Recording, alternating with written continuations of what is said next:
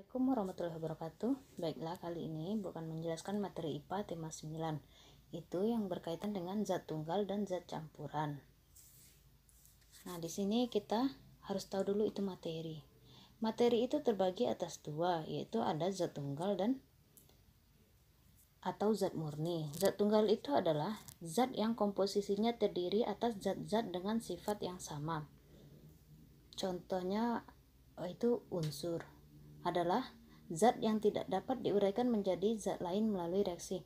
Berarti di materi itu ada zat tunggal. Zat tunggal itu terbagi lagi menjadi dua. Ada di sana unsur dan senyawa. Senyawa adalah zat yang terdiri dari dua atau lebih yang berhubungan dengan reaksi kimia. Jadi unsur itu hanya satu. Kalau senyawa itu udah gabungan dari dua zat. Yang kedua itu ada zat campuran. Nah, apalagi zat campuran ini adalah zat yang terdiri dari gabungan dua atau lebih zat tunggal yang berbeda.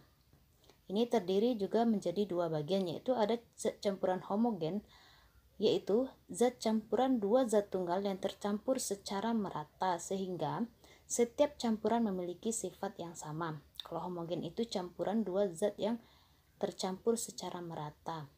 Yang kedua itu heterogen. Heterogen adalah campuran dua zat tunggal yang tidak tercampur secara merata sehingga ada bagian campuran yang memiliki sifat yang berbeda. Nah, inilah yang dimaksud dengan zat tunggal dan zat campuran. Itu zat tunggal juga terdiri atas dua lagi dan zat campurannya juga terdiri atas dua bagian. Kita masuk yaitu zat tunggal. Zat tunggal atau zat murni adalah zat yang komposisinya terdiri atas zat-zat dengan sifat yang sama. Contohnya tadi unsur. Unsur yaitu zat yang tidak dapat diuraikan menjadi zat lain melalui reaksi kimia. Nah, ini unsur berupa gas.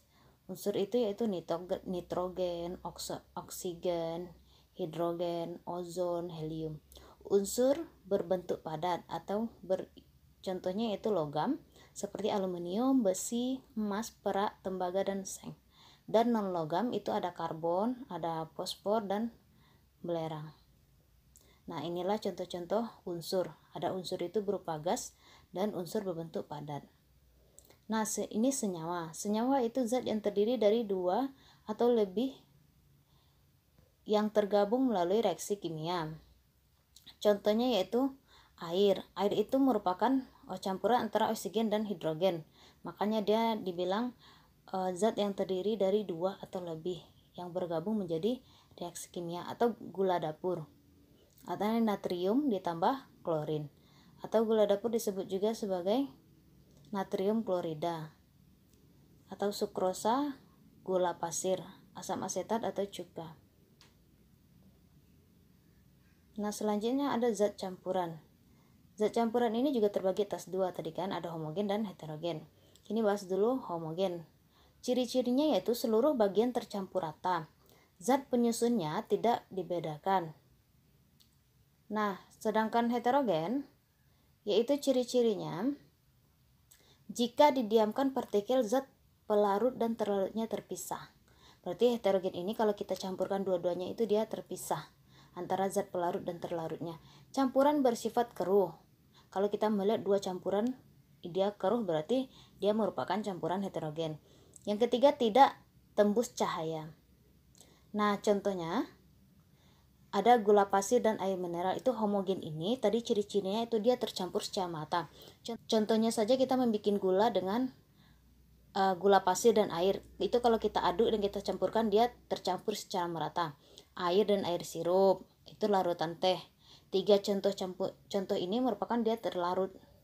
Ketika dia kita campurkan itu dia tercampur secara rata. Dan kalau heterogen ini contohnya air kerat dan tinta. Kalau tinta kita masukkan ke air itu dia tidak tercampur secara merata, pasti dia terjadi terpisah.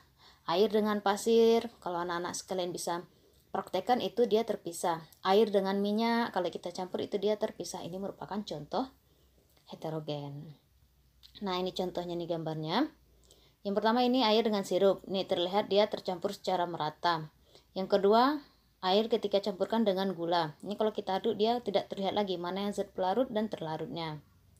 Nah, ini contohnya heterogen.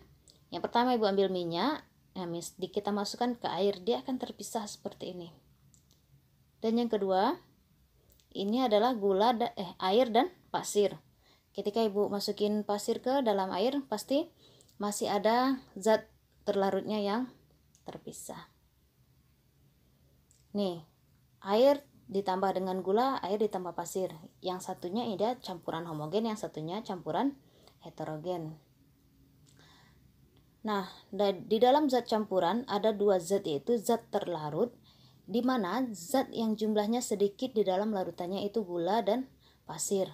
Misalnya kalau air dan gula, zat terlarutnya itu adalah gulanya yang sedikit, atau air dan pasir berarti zat terlarutnya adalah pasir.